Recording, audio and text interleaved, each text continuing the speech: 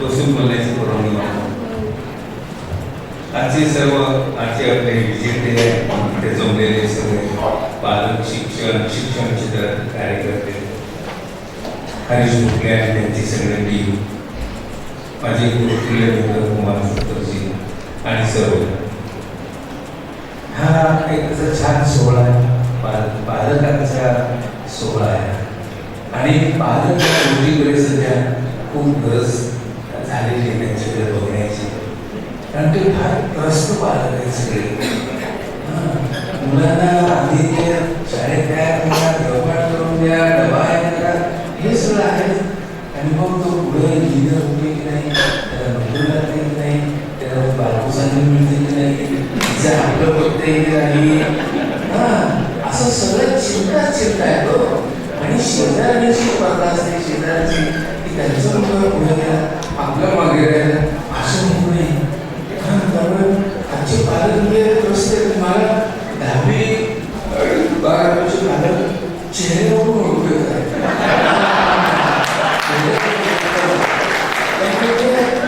चिंताग्रस्त असे पालक. मी त्यांना सांगतो सोडणे पोरांना, त्यांना काय करायचं ते करते, तुम्ही तुमचं जीवन जगा की पोराला जगू देत नाही.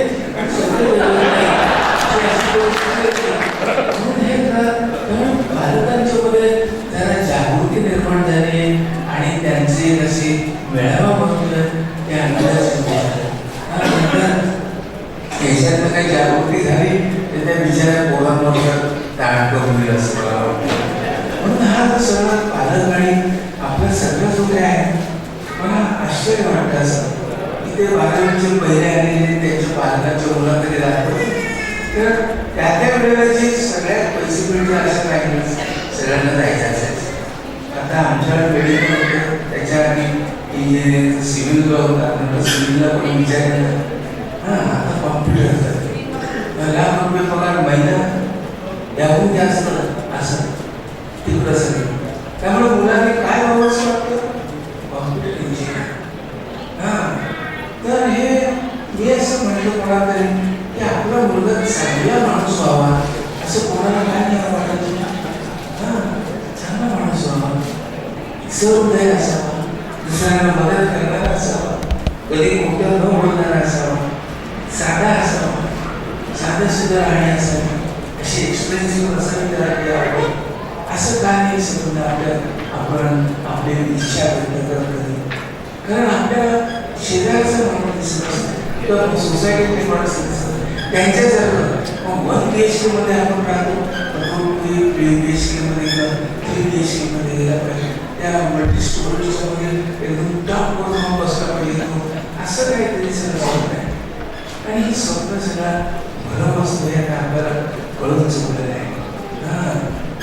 पुण्यात घडलेली घटना म्हणजे ती पेपरमध्ये आलेली म्हणून मी सांगतो. त्याच्यात तथ्य असं की एक मुलगा परदेशात राहायला गेलेला, इथे आल्यानंतर मला ऐकवलेला बाहेरची सराव करते, ते म्हणजे नको काय आम्हाला इथे बरे मित्र मंडळी देवळात जायचं, हे सगळं आम्ही बघू. नाही म्हणले तुम्ही चला तिकडे, इथे नाही राहायचं. आणि ते घर विकायला त्याचे तरी पैसे ताब्यात घेतले, ते काय डॉलरमध्ये घेतले पैसे. विमानतळात तुम्हाला आईवडिलांना आणि आईवडिलांना मला बसायचे, मी जरा चौकशी करून आणि गेला चौकशी.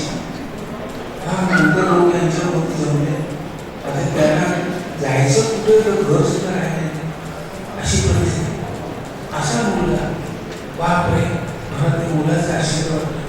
अरे ज्यांनी पहिलं पाऊल टाकायला शिकवलं, त्यांनी पहिला शब्द शिकवला, ज्यांनी रात्र आजारी आपण आजारी असताना रात्र मांडी घेऊन बसून राहील, आपला दाखवत असताना रात्र डोक्यावर गार पाण्याच्या पट्ट्याचे लोक राहील, अशा पालकांना असं बरोबर.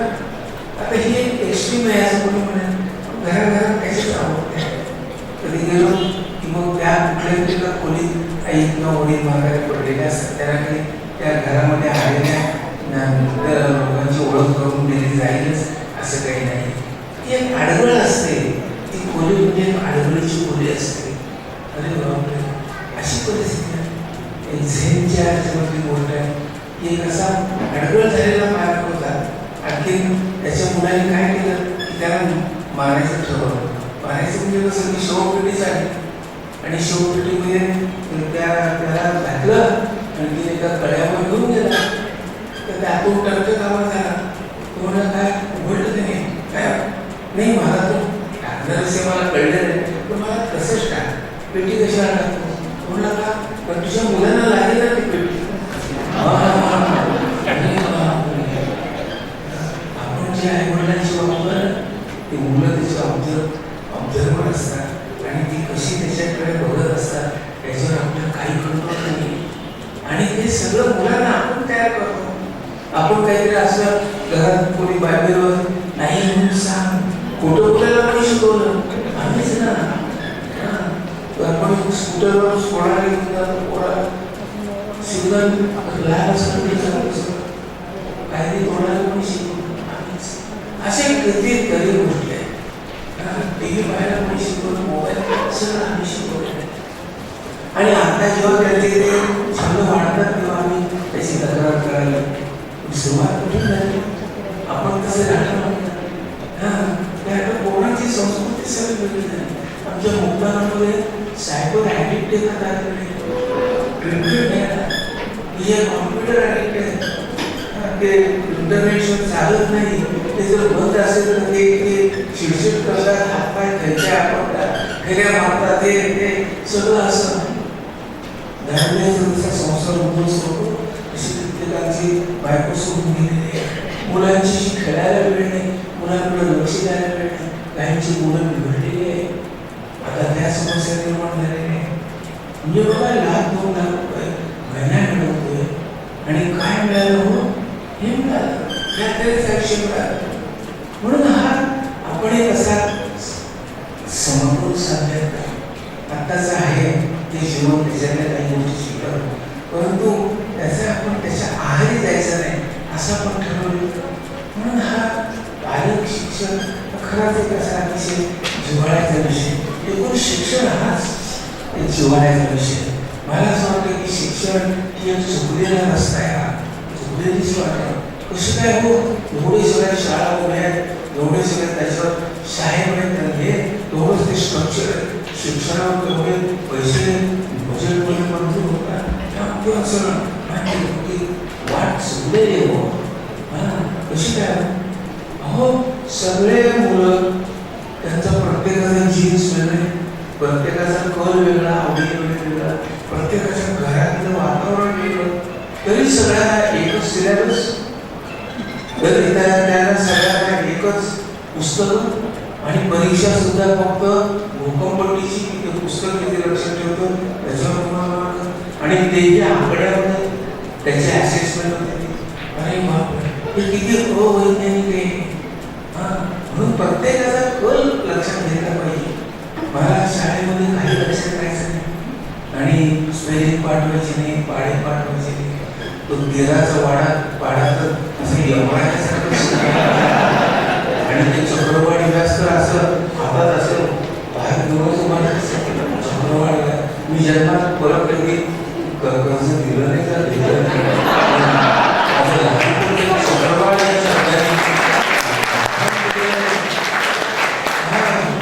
मला मजा वाटते पण त्यावेळेला काय झालं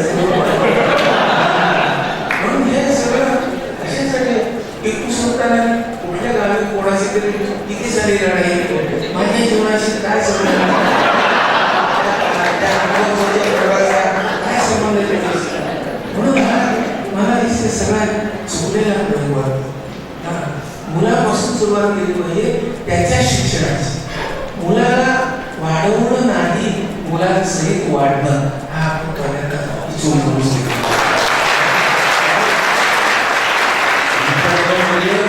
दोन मुली लहान असताना मी त्यांच्या समोर खेळायचो हे करायचं सगळं त्यांनी किती शिकवलं मला. म्हणजे मला जे त्यांना जे आश्चर्य वाटायची ती मला आश्चर्य निघून गेली ती माझ्या जीवनात. त्यांनी घरातल्या पालींना सुद्धा नाव दिलं एकीचं नाव वासंती आणि दुसरीचं म्हणजे त्या मोताला आपल्या जीवनात सामावून घेणं ह्याचा त्यांना जे त्यांच्यात जे उपजत होतं ते मी सगळं घालून बसलेलं. एकदा आम्ही तिथल्या चांभाराकडे रस्त्याच्या कडेला बसतात त्यांच्याकडे गेलो होतो. 2 छोट्या मुली ह्या आमच्या होत्या. तर ती तो करत होता कामामध्ये. तर हा ती मुका तिथे बसली म्हणजे चांभार काका इथं बसलं तर चालेल का, मला काम बघायचं. तो हा घेऊन बघायला लागला. इतक्या वर्षी इथे बसतोय म्हणून मला चांभार काका म्हणले नाही. अरे बाबा हे कुठून शिकले ती. हे खरं आम्ही ज्या तऱ्हेने आमच्याकडे कामाला येणाऱ्या बाईंशी वागत होतो, ज्या तऱ्हेची मनात इज्जत होती त्यांच्याविषयी, त्याच्यातून त्यांनी रिपोर्ट केलं. आम्ही जर नोकराला नोकरसारखं वागत असतो तर काय झालं असतं. म्हणून हे चुकलेला रस्ता आहे सगळा आणि तो आपल्याला सावरायचा आहे. आपल्याला तो इंजिनियर होऊ द्या किंवा काय, पण तो त्याच्या चॉईसने होऊ द्या. आम्ही मुलीला शाळेत घालायचे की नाही हा सुद्धा निर्णय त्यांच्यावर सोपवला होता. माझा मित्र म्हणाला की अरे त्यातून काय नाही जाणार, कोण शाळेत जाईल पोहोचतो. तर मी म्हणलं की नाही गेलं तर नाही शिकते. म्हणलं म्हणजे काय करते. म्हणलं मग धुणी भांडी करते लोकांकडं. धुणी भांडी असं काय बोलतोस. म्हणलं कारण धुणी भांडी करणं हे आम्ही आमच्या दर्जाचं समजतच नाही, पण त्यांचं जीवन त्या जगलेलं असतं. असं प्रवाह होते जातात जे फॅशन जे आहे करते तसं ते नाही. हेनरी डेव्हिड थोरो म्हणून होता गांधीजी, त्याला गुरु मानायचे. तर तो त्यांनी लिहिले एका मुलाला धातुशास्त्रात पदवी मिळाली पहिला म्हणून त्याला उत्तम कंपनीचा उत्तम चाकू बनवण्याने भेट दिला. दुसरा मुलगा डोंगरात फिरत असताना त्याला असं आढळलं की काही दगडे जड आहेत. मग हे त्याने फोडून बघितले, आतमध्ये काही नव्हतं. मग त्याने घरी आणले, ते संबंध फोडून पावडर केली, पाण्याने केली, काही नाही. मग दाखवली, खूप दाखवली आणि त्याच्यात धातूचा रस मिळाला. मग त्याची तरी पट्टी तयार केली ठोकून, त्याला एक लाकडाचा छोटासा एक असा झाडाचा कांदीचा तुकडा घेऊन तो लावला. त्यांनी प्रश्न केलाय कुठल्या सामूला तुम्ही जास्त मार्ग द्यालो. हे सगळं जे पडीक ज्ञान आहे ना, हे पुस्तकात आहे ते सांगायचं. हे याला मर्यादा आहे. जगात ज्यांनी ज्यांनी शोध लावले, आपण ज्या दिव्याखाली बसतोय तो एडिसन शाळेत प्रतिबंध ठरवून काढून टाकलेला होता. तो रेल्वेवर असा पोरं विकतात ना तसा तो विकत होता. त्याच्यानंतर त्यांनी वर्तमानपत्र काढलं. ते एवढं पोरांनी छोटासा असा प्रेस असतो तो असा करायचा, इकडल्या बातम्या तिकडं विकायचा, तिकडल्या असं करतो. पण शाळेत डार्विन संशोधन करून म्हणजे त्याच्या उत्क्रांतीच्या त्या फेरीच्या पुढे आपण आजही जाऊ शकलो नाही, किती मान्य आहे. त्याला सुद्धा शाळा जमिना कॉलेज जमिना मग वडिलांनी त्याला काढून ते धर्मगुरूंचं कॉलेज असतं ना त्याच्यावर झालं. आणि मग त्यांना ती बोट चालली आहे त्या दक्षिण अमेरिकेकडे जंगलामध्ये आणि त्या सगळ्या बंदरामध्ये त्याच्यावर तो चढला. आणि मग त्यांनी त्याचे काही सॅम्पल जमवले जगा पानं कागद ती झाडं हाडं आमका सगळं. आणि त्यातून तो उत्क्रांतीचा शोध झाला. पण कॉलेजमध्ये काढून टाकले माणूस. मग हे एवढं अपयश आहे. हे स्वतंत्र बुद्धीला चालनाच दिली जात नाही. माझ्या वर्गात ठाकर समाजाची मुलं होती, ती डोंगरात यायची. त्या पावसाळ्यात तर सगळ्या नद्या फुगलेल्या, ओढे फुगलेले, अशी वरती दप्तर घेऊन अशी यायची. शाळेने कधी त्याला मार्क दिले नाही. असे किती मग आपल्याला जगण्यासाठी जी जी कौशल्य लागतात की जर शाळा मग आम्हाला झाडावर चढता येत होतं, त्याची मार्क दिले का पोहायला येत होतं, त्याची मार्क काही नाही. फक्त टिपू सुलतान कुठल्या हे आपल्या सगळ्या शिक्षण संस्थेवर लावून चित्र आणि याच्यामध्ये लहान लहान जन्माला आले, स्वतंत्र बुद्धी घेऊन आले, स्वतंत्र सरप्राईज आपल्या आश्चर्य सगळी वाटणारी अशी अशी अशी बुद्धीची रूपांतर आणि त्याला आपण सुमार अशा बुद्धीत रूपांतर करतो. म्हणून हे जे महाभारत यांचं कौतुक म्हणत होतं म्हणजे त्यांनी कदाचित त्यांच्या मुलांना तितका त्रास दिला नसेल नाही. तर हे ज्या ना निवडल्याने हरीश्वर माझा विश्वास आहे त्या एक चांगले बालक आहे. त्यांनी मुलांचा विचार केला, मुलांना काय हवं याचा विचार केला आणि त्याप्रमाणे त्यांना वाटचाल करायला त्यांनी कसं योग्य वातावरण निर्माण केलं. म्हणून ते महाभारत आहे.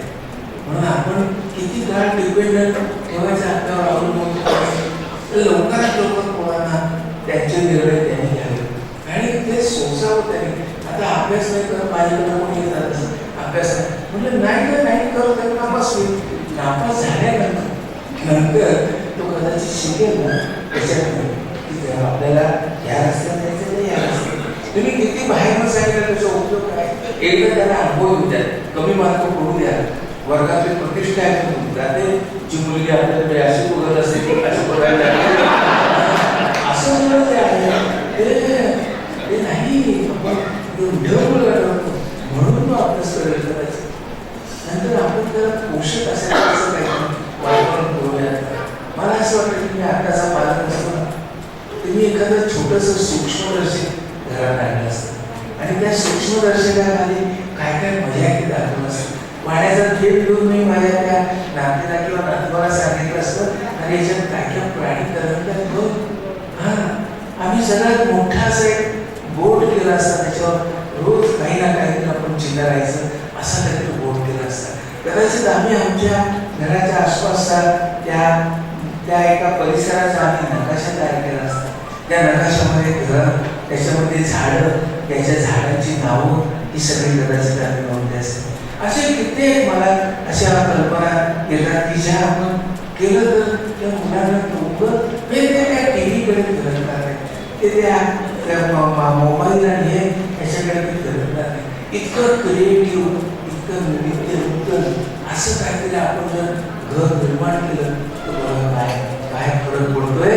आणि मग यांना अशी प्रश्न पडेल किती जणांना महाभारत सगळंच असते. मग एखादा महापालक नसलेला खडूस पालक त्याला बक्षीस द्यावं लागेल. म्हणून या दोघांचे मनपूर्वक अभिनंदन करतो आणि माझे दोन शब्द